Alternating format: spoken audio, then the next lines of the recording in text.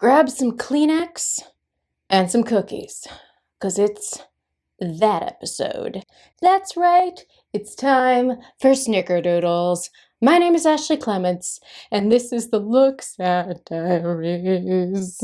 I am alone, which was not originally the plan, for very good reasons, but also secret reasons, for happy secret reasons. Laura's not available, so I'm going to talk about this major episode without her, but I did save a little clip of a conversation that we had months ago to include in this episode. So her presence will still be here for the patrons because that's the good stuff.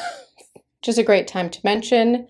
You can support me and get more content on the Patreon. You know the drill. Okay, so it's a serious one. It's a very serious one. It's also, I'm pretty certain, our longest episode to date. It's almost 8 minutes, and there's very few that are that long at all, but I think this is absolutely the first to make it quite that long. So, you know, it's significant. It's serious.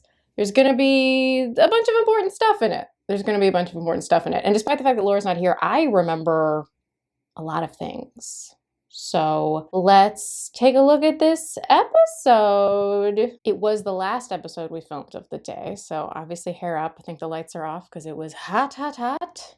As we've previously discussed, I'm fraught I'm so upset, and I'm wearing this like cute little lace tank top with a peplum. Like, it's a cute top.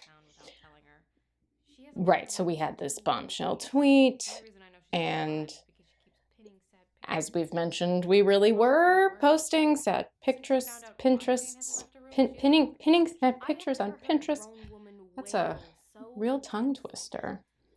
But that, I don't know. Does anyone know how to find Jane's Pinterest? Oh, I'm too sad for costume theater. That's very sad. Or concerned. I'm too concerned for costume theater.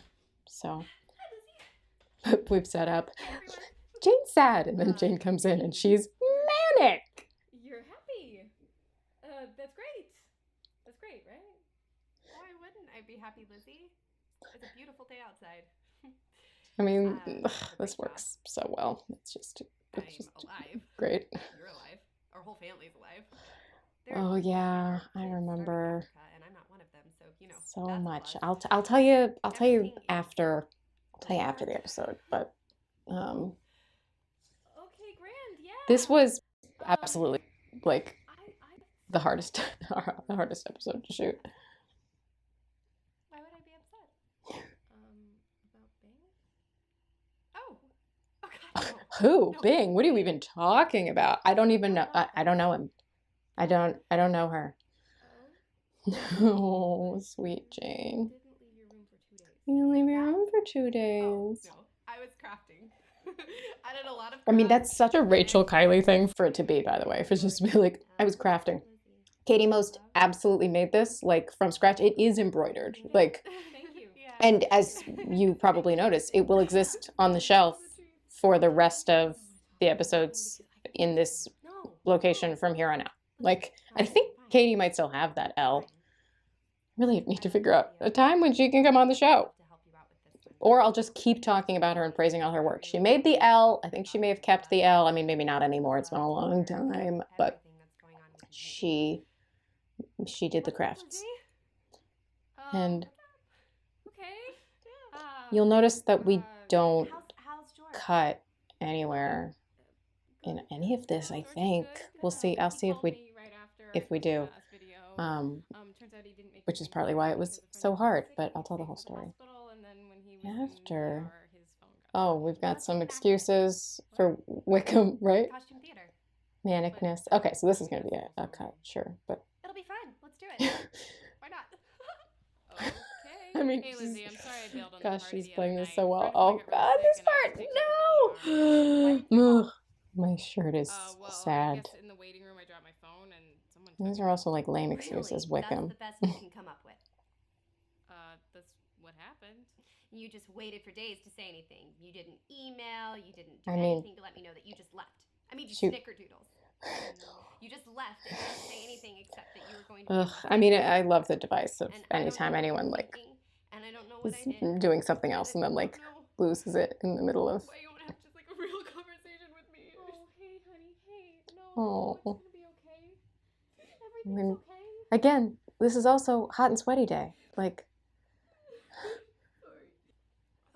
but we look great for all the crying and the sweating. Got cute braids. Got cute tops. I'm fine. I'm fine. Fine. No, you're not. No, you're not fine. You don't have to pretend to be fine and nervous. You're not a robot. You're my sister. We reference robots a lot in this show. Smash him over the head with a frying pan to knock some sense into him. I would. Lizzie has like a very violent. Yes, thank you, Jane. But Lizzie does often. I mean, for other people and no, also for herself. Yeah, Lizzie's mind often goes to like, should we harm that person? You know, you express your rage with words. Do you want some tea? This is long before, but see, this is also cute because like she has brought me tea in the past, and now I'm offering her tea, and we all know because we've lived through this before that tea will come back again. So we're tea people. Here we are hatching this plan that you should go to London for unrelated reasons and maybe hope that Bingley will catch word that you're in town. It's kind of a far-fetched plan in the novel. Or does Mrs. Bennet send them in the novels? Mrs. Bennet like, oh, excellent, yes, Jane will go for the season. That which was a thing that happened in many Jane Austen novels, and therefore I assume in society at the time. But here, you know, it's the sisters. We're gonna come up with reasons to send both of these ladies off to different places. First, Jane. Sorry, I've been trying to think of some way to end this video, and I can't think of anything to say other than. And did she come back at the end of this one with the decision already? Is that partly why it's so long? Maybe I'm not such a good judge of character. Ooh, Lizzie, what an acknowledgement! I mean, I feel like I've been saying in all these episodes, Lizzie's not that good a judge of character, and here she actually may. I mean, except that Bing is actually good, and that's not the part she misunderstood. But I'll see you soon. XOXO. It's almost like Caroline's not honest. Would be nice. At least Darcy left with them. I don't know. I don't have a good ending for this video, so bye. You know, that thing people are supposed to say when they leave. Hey, Lizzie. Yeah, that's why I was like, she come back in. We've like already resolved it in this whole episode. Like, okay, yeah, I've thought about it, and I've given it a lot of thought in like the last 5 minutes. I've given it a tremendous amount of thought, and I'm going to move to Los Angeles for reasons unrelated to Bing. It just all happened now. Wait, what? But it's not about Bing. It's good. My boss and I actually talked about this before. Okay. And I just think that this would be, yes, but she does say she's going to talk to Bing. And it is a good career move. Sometimes like you need someone to kick you out of the nest, you know? She's. I'm gonna go. Although we don't address like how she's going to pay to live in a city when she's been living at home. So don't worry about it. There's Ashley pulling at the threads of believability again. Don't think about it. That's Yeah. great. You didn't really want her to leave. And you're like, oh, that's good for her, but what about me? I am uncomfortable when we are not about me. That's a little bit Lizzie. She's not the worst, but she can be a little self-centered. Okay, so here's the story of why this episode was so difficult to film and why I also have like such specific memories about this. So right before we were going to shoot this, like the shoot date had been set, and we also like couldn't push shoot dates because they needed to have time to edit the episodes and upload them. And so we couldn't just like postpone to another week. Plus, like we'd already checked everyone's availability. Like we'd booked this as our shoot date, and we always shot on Saturdays, partly so that like no one was gonna have to deal with conflicts coming up, like auditions and other work, right? So we'd already set the date. There wasn't time to change it. And then Laura booked her first guest star. She was so excited. We were so excited for her. It was Jessie, which I think is Disney Channel. And probably many of you have seen it, but that was her like first guest star on television. If you aren't just familiar with the TV lingo for actors in television in speaking roles, there's basically co-star, guest star, series regular. Those parts get bigger, and so do their paycheck. So having done several co-stars, booking her first guest star was like a big, exciting deal. And Jessie was a multi-camera comedy. Multi-camera comedies are the ones that film live in front of a studio audience, typically, which means that they rehearse for the week and tweak the script and figure stuff out. And then there's a shooting night, as opposed to a single camera comedy or a drama that's just going to shoot throughout the week, all the scenes. This is a little bit more like a play. They're going to rehearse it. And then Jessie's shooting night was Friday night. And it was shooting the Friday night before our Saturday shoot, which all of a sudden meant that Laura was totally booked the week before we were going to be shooting this block of episodes with this really big, significant, long episode with a lot of dialogue and high emotion for her. She had to put all of her focus on Jessie, and we totally respected that. She filmed, you know, not crazy late into the night, but like big experience of like this big deal thing for her, but it would be exhausting. And then, you know, went to sleep that night. We called her as late as possible for our Saturday shoot. We pushed her to the end of the day, but she still had a lot less time to give this than she normally would have. She couldn't rehearse with us.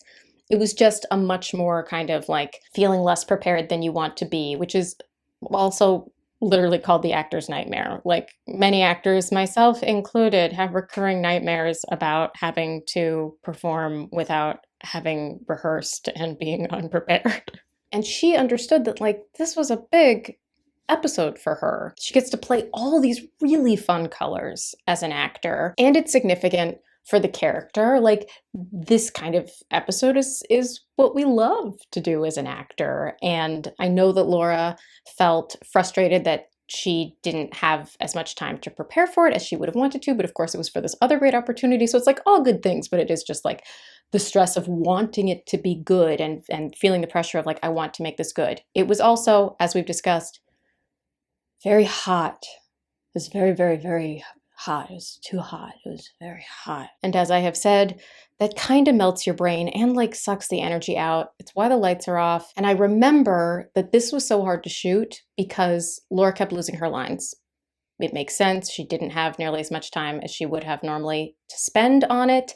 And it was very hot. And this is a hard thing to do. We're always trying to do these like one take scenes with no cuts and no real rehearsal. And this became really hard to shoot because she was so frustrated with herself that she wasn't getting it. And then of course she did. She just tapped in to letting herself, this is what we talk about when we talk about actors like using it, which sounds very cheesy, but like she just let her very real exhaustion and frustration and like emotional overwhelm be Jane's. And like it's why this episode is so good. And she's a very good actor, obviously. I'm sure the episode would have been great no matter when we shot it, but there's actually just like a little bit of lightning in a bottle captured here, that the shooting circumstances were so difficult that, you know, as her scene partner, I could see her frustration that she was so concerned that she wasn't going to do this justice and that she cared to do it justice, but that she was then able to like harness and use it. Man, did we ever just capture like this crazy magic that couldn't have happened some other way, because this episode messed people up. And yeah, I mean, kudos to Laura, not just for like pushing through all of that, but that rather than letting that overtake, it ultimately fueled this in a way that makes it an unforgettable, iconic episode. And let's take a look at what you thought about it. Well, Sarah says, maybe I'm not such a good judge of character after all. That's it. That's the book. Yep. Good summary. Amy Copen says, it's interesting how Jane has to pretend to be Lizzie to actually speak her mind and talk about how she really feels. That's such an interesting idea that, yeah, maybe there's a little bit of freedom to tap into her anger when she's playing someone who wears her anger much more openly on her sleeve. On this very sleeve, she was wearing this shirt. This has remnants of Laura Spencer tears because I've never washed it. I've washed it. Okay. Vitamin says, when Jane cries, the whole world cries with her. I know, it's true. And Melanie, we're not talking about Darcy. But yeah, no, I get that. Dr. Truth 8 says, Jane, could a depressed person make this? Holds up embroidered L. That's a Parks and Rec reference. And yes, well played. Excellent. Pharaoh Hazard says, I hate to joke about this almost as much as I hate the Bing search engine, but did Jane switch to Google? Boo. And yeah, kudos, I guess. Isabella Grady says, 4 years later, and my reaction to Lizzie's, maybe I'm not such a good judge of character after all, is still the same. No shit, Sherlock! Don't you say? Feifei El Kasimi says, I made you snickerdoodles and you just left. I swear my heart sinks every time. Favorite scene in the entire series. I don't care how fucking delicious he is a lot, but Bing is a dick. Y'all are swearing a lot more in the comments today. I think because you have strong feelings. Cass, Mom, you want some snickerdoodles? Me starts crying. Mom, are you okay? Me with snot, mascara, and tears running down my face. She made him snickerdoodles. The response on social media, I remember this one just being a big, big day. And that's how the Lizzie Bennet Diaries turned snickerdoodles into the saddest cookie. Still very tasty though.